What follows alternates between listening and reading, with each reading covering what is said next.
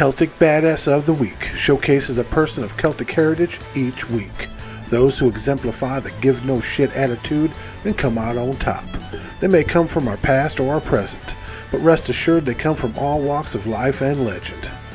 They are men, women, even old ladies and pirate queens. Now you don't have to be a muscled up Celt in a fur kilt swinging a mighty sword. You can just be a 4'11" Welsh woman and suffragette who knows jujitsu. Now most of these badasses are all too real, and while some of these are only legend, they're badass legends. The only prerequisite is Celtic blood and badassedness. This week's Celtic badass, John Paul Jones. Now, John Paul Jones, originally named John Paul, who was obviously, his parents were Beatles fans, was born July 6, 1747, Kirkbean, Kirkcudbright, Scotland. Became an American naval hero in the American Revolution.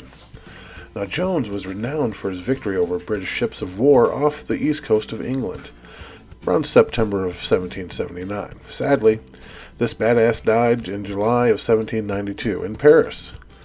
And he was buried in an unmarked grave. People wonder why we hate the French so much. Now, he was apprenticed at age 12 before the poor kid even hit puberty to John Younger, a Scottish merchant shipper. John Paul sailed as a cabin boy on a ship to Virginia, where he visited his elder brother William at Fredericksburg. When Younger's business failed in 1766, Paul found work as a chief mate as a Jamaica-owned slaver brigantine. After 2 years of service, he quit that job in the slave trade at the first opportunity he got and shipped passage back to Scotland. When both the master and chief mate died of fever en route, he took command of the ship and brought it home safely, and of course was appointed a mastery for his badassery. In 1772, he purchased a vessel in the West Indies, but the following year, after killing the ringleader of a mutinous crew, he fled the islands, which was littered with crooked courts to escape trial.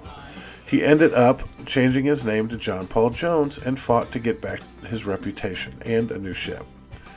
2 years later, he returned to Fredericksburg, and when the Revolution broke out, he quickly went to Philadelphia at their behest and was commissioned a senior lieutenant in the new Continental Navy. The newly formed government assigned Alfred, the flagship of the little fleet commanded by Commodore Essex Hopkins.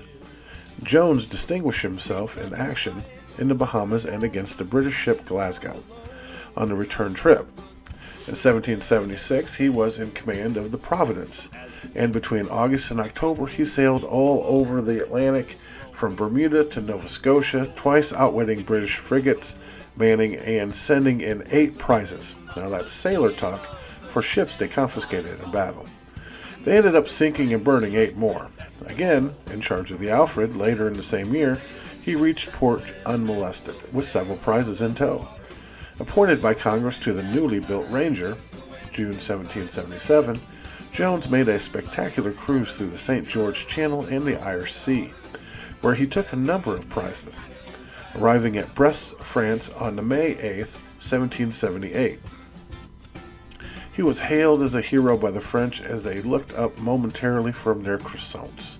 In August 1779, Jones took command of the Bonhomme Richard and, accompanied by 4 small ships, sailed around the British Isles, causing all kinds of American-style carnage and chaos. In September, the little squadron intercepted the Baltic merchant fleet under convoy of British ships Serapis and Countess of Scarborough. What followed was one of the most famous naval engagements in American history. During the early stages of a grueling 3.5-hour gun battle, Jones answered an enemy challenge to surrender with the memorable words, "I have not yet begun to fight." He won a stunning victory, though with a heavy loss of life. When the Serapis surrendered and was boarded by Jones and his crew, well, the Bonhomme Richard soon sank afterwards, from the damage received in the engagement. It held up just long enough for him to win. Jones sailed both the Serapis and the captured Countess of Scarborough to the Netherlands. In France, Louis XVI rewarded him with a gold-hilted sword and made him a Chevalier of France, like Jones really gave a crap. After receiving a Congressional Gold Medal in 1787, Jones was dispatched on official business to Denmark. While aboard, he accepted an appointment to the Russian Navy as Rear Admiral. This period in his life was uniformly disappointing, and he was plagued with a lack of recognition and false accusations to try to disparage his good name. In 1790, he returned to Paris embittered and physically broken. He died soon after and was buried in an unmarked grave.